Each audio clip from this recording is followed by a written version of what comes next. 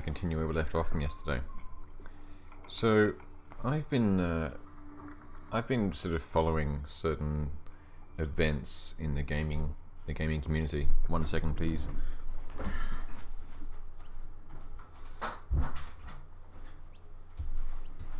I've been following certain events in the gaming community over the past few weeks that have been, I suppose, rather controversial, rather confronting for a lot of people. Specifically, the release of The Last of Us 2. Now, I was not a fan of The Last of Us. However, I could see its merits as a game. I did think it was a rather, humdrum affair, but, it is... I could understand people's appeal to the story and the setting and what have you, but to me, it was just not really my cup of tea. Plus, I'm not much of a console gamer anyway, but I digress. And now, with the release of the sequel that just came out, I think 2 weeks ago at the time of this video, there's been enormous backlash, enormous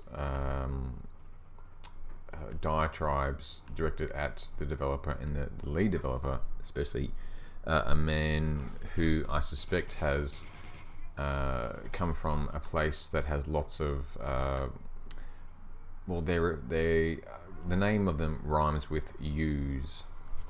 So this particular gentleman, I'm not going to give him a name, the lead developer of The Last of Us 2, saw fit to do many things that really essentially, I believe, destroyed the development of a game that was almost completely developed before he came on board. Now, I should use another particular example of games, the BioShock series. Now, I never liked, I didn't like BioShock 1 specifically. I did enjoy the second game though significantly more, because there was just a lot of improvements over the first game. However, was BioShock 2 a perfect game? By no means was it a perfect game, but it was still quite a fun game for what it was. Now, I was also a bit of a fan of the System Shock games. For any of my viewers who can remember System Shock games, they were fun games. Well, I never played the first game, but the second game, most definitely. I played it initially many years ago when I was a much younger man. Still a fun game, and obviously, it inspired a couple of other games that came at the time. Deus Ex and a few others. But still a fun game. Now, one game I particularly loathed when I played it was BioShock Infinite. Now, the reason I loathed that game was for many reasons, but a few years ago I saw a screen grab from a Ask Me Anything session from, I think, the director or the lead developer of BioShock Infinite, and he made some comments regarding his knowledge of quantum physics and his knowledge of higher sciences, and I believe his statement was, I like to write about things that make me feel stupid. So he essentially willingly and willfully put elements in that game that he had no clue how they worked, and really sort of disrupted from the world building that he was attempting to do in that game. Now, I really hated BioShock Infinite for a lot of reasons as well, but it had a very hodgepodge development, and if you look up any history, it was very strange from what I understand. Now, in times past, if a developer made a bad game and it was publicly ridiculed, there was very poor sales, there's very poor reviews online and what have you, the developer, if they had any level of introspection and a brain, would go, maybe we didn't do particularly well with this IP because of, let's consider why we didn't do well with this IP. And they would reevaluate what happened and try to determine, what the hell, why did it go so wrong? Now, it seems these days that developers, especially the bigger ones like Naughty Dog and some of the others, seem to take the attitude that if the consumer says our product is garbage, it means that we are somehow successful. Now, I don't understand where this attitude comes from, because typically to keep having a customer or a customer base, you need to actually keep them happy, or they won't buy or use your product anymore. Now, I was recently watching some comments from the person who was the lead developer of Last of Us 2, and his entitlement and attitude about the backlash that he received from the game was almost held as like a badge of honor from him, as he stated in like it. Oh wow, I didn't actually know he was in this game. As this man, he stated that he knew there was going to be significant backlash for his decisions in that game, but carried on regardless. Now, I don't understand why he believes this to be a good thing, because I don't know how old a lot of my listeners are going to be, but back in the day there was a developer of many licensed video games, especially on the 16-bit consoles, called Ocean, and Ocean made many games based off not TV shows but movies of the time, specifically Jurassic Park and Terminator and a few other IPs.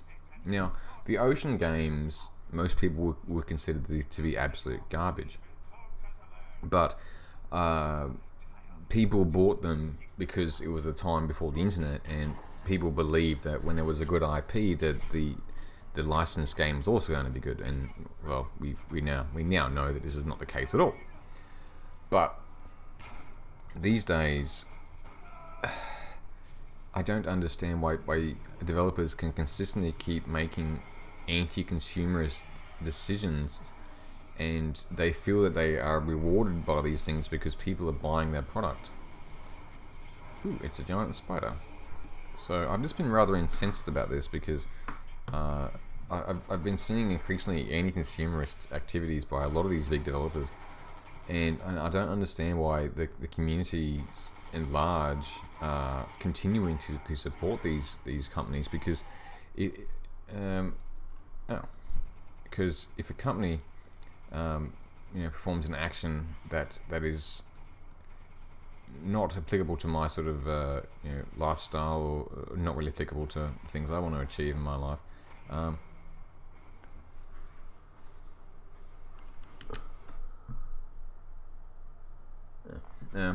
I would certainly stop supporting this company. Oh crap! Oh shit! Bloody hell! Okay, can I move? No, I can't move. Okay.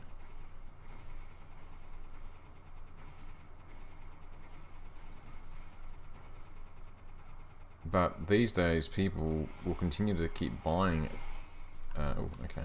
Keep buying a game from a developer that just keeps shitting on them, and I don't understand why.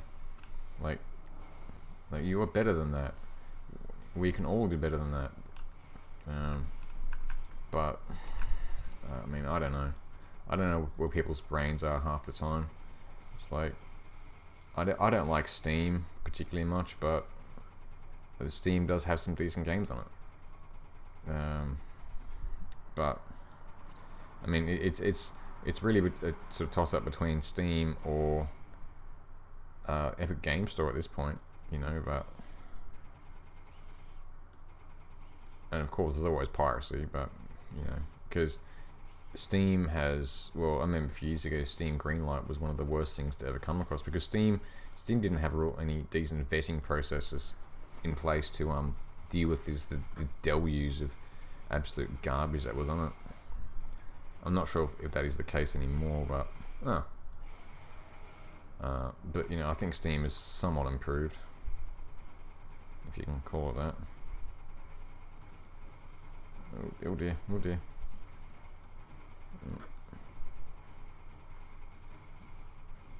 But Steam still isn't a perfect platform.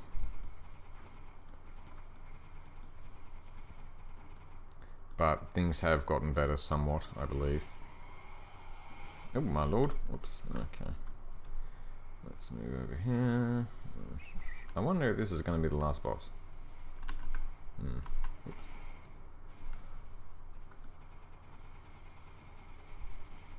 I mean, it sort of would be good if they,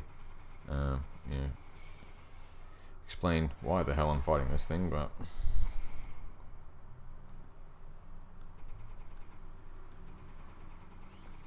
Oh, here we are, I suppose.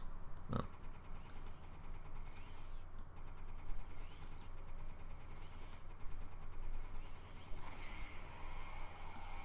Oh, crap. It's really annoying how he stops running as soon as you press the run button. Right.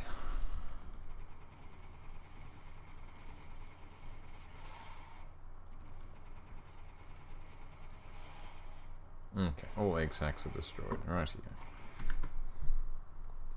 Alright, let's keep going.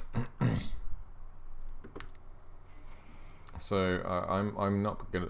I will not be surprised if there is an incoming games industry crash before too long.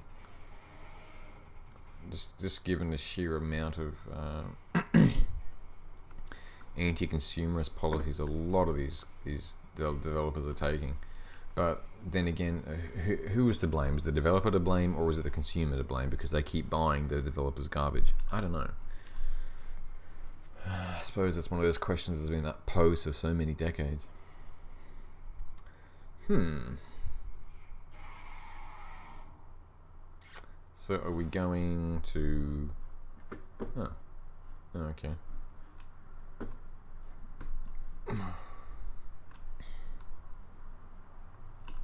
I'm just seeing if there's any more collectibles down here. Probably won't be, but... I don't think I got that many, really, for the last mission. Oh well. So, my point is, especially the younger gamers and people out there who still live at home and have to rely on their parents to buy them games, is be a bit more discerning about where you spend your money, because the best thing that can happen to these companies is they basically collapse. I mean, there was plenty of decent game developers that were bought out and... Oh, crap. And you know, we know really bad things that happen to visceral games and Pandemic and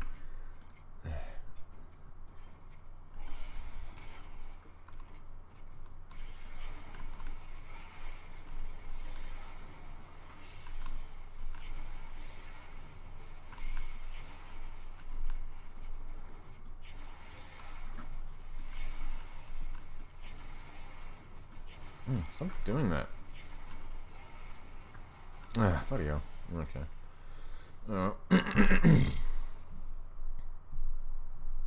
Alright. Give me one moment. Okay. So I'll pick it up here again very soon. Thanks for watching. Bye for now.